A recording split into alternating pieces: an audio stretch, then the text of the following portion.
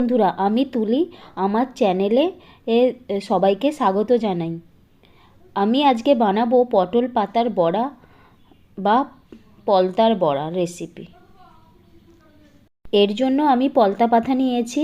পলতার সুমোগুলো কেটে নেব, কেটে নিয়ে পরিষ্কার করব। পরিষ্কার করে কেটে ধুয়ে রাখবো। পলতা পাতা ধোয়া আমার হয়ে গেছে, কাটা হয়ে গেছে। আমি নিয়েছি বেসন, হলুদ গুঁড়ো, নুন, পাঁচফোড়ন, তেল। এগুলো সব একসঙ্গে আমি মিক্স করব।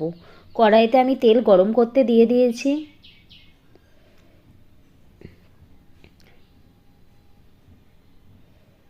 এবার আমি এই সবগুলো মিশ্রণ জল দিয়ে ভালো করে একটা ব্যাটার তৈরি করব। বেসনটা ভালো করে মিশিয়ে একটা ব্যাটার তৈরি করব। দেখুন এইভাবে জিনিসটা তৈরি হবে। তারপর আমি গরম তেলে একে একে একটা করে ছাড়বো।